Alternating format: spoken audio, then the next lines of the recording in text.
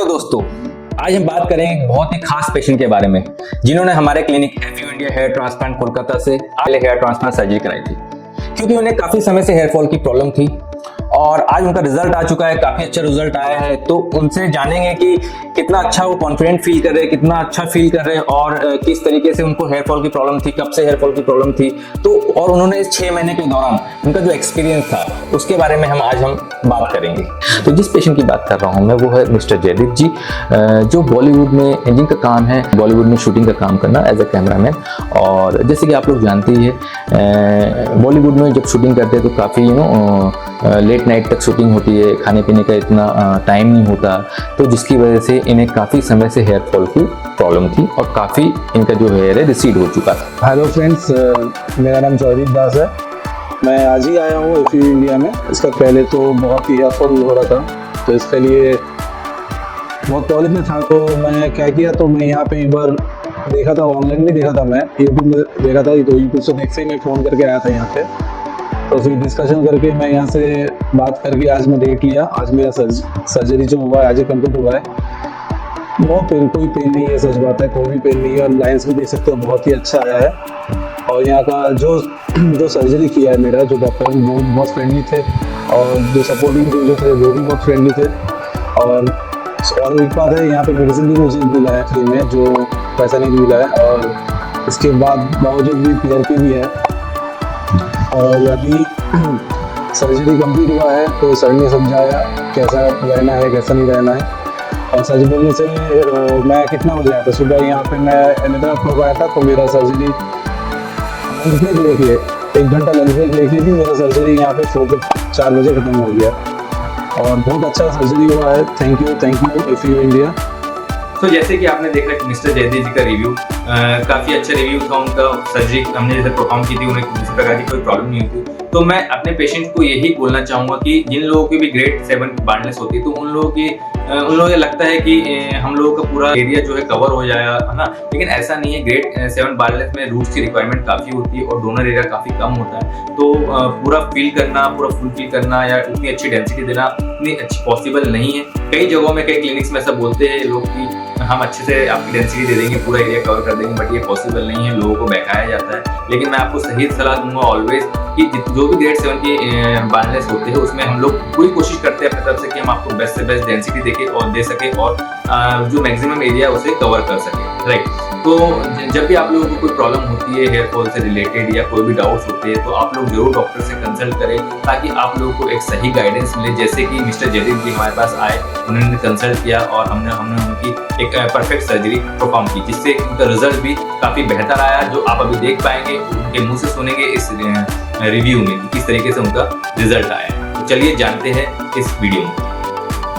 नमस्ते दोस्तों, मैं doctor Vikas Chauhan, hair transplant and cosmetic surgeon F U India Kolkata से। आज हमारे साथ मिस्टर जयदीप जी हैं, जिनकी सर्जरी 6 महीने पहले हुई थी। तो चलिए जानते हैं जयदीप जी से कि कितना अच्छा लग रहा है और अपनी जर्नी शेयर करें, जो 6 मंथ में अभी तक इन्होंने क्या फील किया, किस तरीके से जो रिजल्ट आया है, कैसा फील कर रहे थे। तो जयदीप जी अपने बारे में थोड़ा बताइए। एक्चुअली अभी 6 मंथ हुआ नहीं है, 6 मंथ रनिंग चल रहा है जी। अभी तक जो मेरा मतलब आप देख पा रहे हैं रिजल्ट, ये मेरा 4 PRP में हुआ है। अच्छा। स्टार्टिंग में हेयर फॉल फेस कर रहा था, अप टू 5 ईयर्स में हेयर फॉल फेस कर रहा था। उसके बाद मैंने नॉर्मली नेट पे देखा हूँ यहाँ का एड, फिर यहाँ पे विजिट किया क्योंकि यहाँ पे रीजनेबल प्राइस में मेरे को मिला था ये जी। तो यहाँ पे आया, आके तो आपसे बात किया, बात करके जो होता है क्या मतलब ग्राफ्टिंग कितना होगा, कैसा क्या होगा, जो मुझे बताया था। पेन का बारे में थोड़ा मेरे को डर था, बेसिकली पेन के बारे में थोड़ा डर था, राइट। तो कंसल्टेशन में आपको क्या समझ में आया? मतलब जब भी मैं आपसे बात करने आया था और टोटली मतलब सब कुछ ठीक था जी। तो पेन के बारे में पूछा, आप बोला नहीं पेन तो नहीं होता है।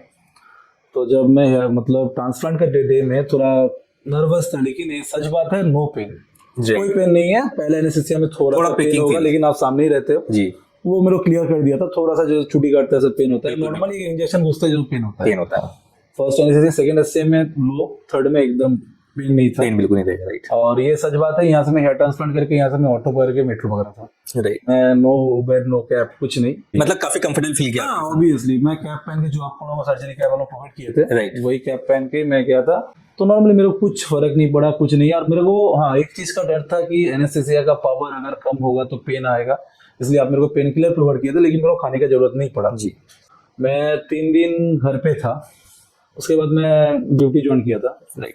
तो ड्यूटी भी गया था आराम से, मेरे को कुछ फील नहीं, मतलब इसके बाद भी तो मेरे को देख के बहुत पेशेंट आपके पास आया, मेरा फ्रेंड लोग भी आया था, जी उन लोग भी कराया, क्योंकि उन लोगों को मैं बोला कि नो पेन है, कोई पेन नहीं है, ये सच बात है, कोई पेन नहीं है, स्लीपिंग में भी कोई दिक्कत नहीं हुआ मुझे। 5 to 6 मंथ का ये मेरा रिजल्ट है जी शायद और भी आ सकता है। जी, ऑफ कोर्स राइट। अभी तो 5 to 6 मंथ ही हुआ है और 10 to 12 मंथ में और भी बेटर रिजल्ट्स आएंगे। और तो जयदीप जी, आपने कभी जैसे आपका हेयर फॉल हो रहा था तो क्या आपने कभी मेडिसिन लिया, कोई मतलब डॉक्टर्स को दिखाया या कुछ ट्रीटमेंट वगैरह लिया जिससे कि आपको कुछ बेनिफिट्स मिले या नहीं? एक्चुअली जब हेयर फॉल जब हो रहा था तब मेरे को एक डॉक्टर के पास गया था, होम्योपैथिक था, जी तो काम नहीं हुआ था, सच बात है, काम नहीं हुआ था।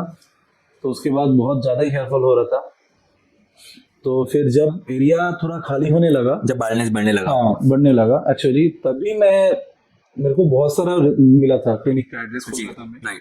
मैं आपके पास में आया था, मैं 3 क्लिनिक विजिट किया था। जी तो लास्ट टाइम आपके पास में आया था, आपसे बात किया, पॉजिटिव आंसर मिला जो मिलना था, विदाउट मिनॉक्सिडिल, कोई मिनॉक्सिडिल यूज नहीं हुआ। राइट। ये आपका कोई भी पेशेंट कोई भी जज भी करने आता है, बात भी करने आता है, तो आप भी वही बोलते हो राइट। ये, लेकिन कोई मिनॉक्सिडिल इसमें ऐड नहीं है। क्योंकि ये Normally बहुत इसमें- इंपॉर्टेंट पॉइंट है, बहुत इंपॉर्टेंट पॉइंट है, क्योंकि बहुत सी जगहों में हेयर ट्रांसप्लांट करने के बाद भी मिनॉक्सिडिल लिक्विड दिया जाता है। आप लोग सभी लोग जानते हैं कि मिनॉक्सिडिल जो काफी फेमस है मार्केट में आजकल, हेयर फॉल के लिए काफी यूज होता है और काफी अच्छा रिजल्ट भी देता है, लेकिन जब तक यूज करते हैं तब तक ही फायदा करता है, उसके बाद फिर से हेयर फॉल होता है hair जैसे। fall होता हाँ, है। सो मैं जनरली सजेस्ट नहीं करता हूँ। तो आपको भी काफी अच्छा बेनिफिट्स मिले हेयर ट्रांसप्लांट सर्जरी के बाद, हाँ, तो- पीआरपी भी लेने के बाद, राइट? हाँ, यहीं से पीआरपी हो रहा है मेरा। जी जी और ये है मतलब मिनॉक्सिडिल तो मैं लिया नहीं, और हर जगह मतलब यहीं छोड़ के अगर कहीं और अगर पेशेंट जाएगा तो उसको मिनॉक्सिडिल तो देगा ही।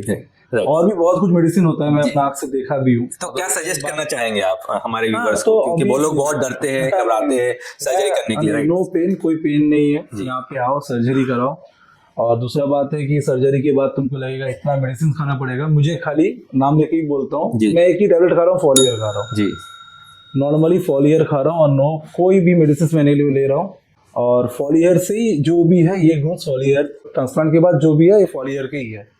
राइट। उसके बाद 4 पीआरपी हुआ है जो आप देख सकते हैं ये, लेकिन मिलॉक्सिडिल यूज नहीं हुआ अभी तक, मतलब कहीं पे भी देखो उसको मिलॉक्सिडिल और भी बहुत कुछ दिया जाता है, बहुत सी मेडिसिन लेकिन नहीं, मेरा ट्रांसप्लांट के बाद मेरे को शायद एंटीबायोटिक था एक sir, antibiotic only for 5 days, हाँ, only for 5 आपने days, लिया था, राइट? और क्या था फॉर हीलिंग प्रोसेस, हाँ for healing process antibiotic and whatever ointment we have provided you for for healing donor area के लिए जो हाँ, आपको दिया गया था। हाँ। उसके बाद तो आपने बायोटिन स्टार्ट किया जो फॉलियर आप बता रहे। हाँ सो 2-3 महीने आपने उसे कंटिन्यू किया ताकि Continue। ओवरऑल आपके जो एग्जिस्टिंग बाल है वो भी मेंटेन रहे और ट्रांसप्लांट बालों को भी मेंटेनेंस मिले, राइट? और जिस दिन ट्रांसप्लांट का डे जिस दिन था उस दिन तो मेरे को कोई पेन नहीं हुआ। जी मैं तो अभी बोला मैं कैसा घर गया। जी और दूसरा बात है जितना मतलब मेरा एरिया कवर होने के बाद जितना हेयर बचा था वो भी मेरे को एक्स्ट्रा जगह पे लगा दिया गया जी था। जी जी राइट राइट। क्या आप सजेस्ट करेंगे हमारे व्यूअर्स को कि यहाँ आके सर्जरी? ऑब्वियसली 100% यहाँ पे आके विजिट कीजिए, आपको रिजल्ट तो गारंटी मिलेगा। Thank you so much Jaideep ji, thank you so much आपकी गुड्स कमेंट्स के लिए, और आशा करते हैं कि और भी बेहतर रिजल्ट्स आपके आएंगे। अभी तो 6 महीना 5 to 6 मंथ ही हुआ है।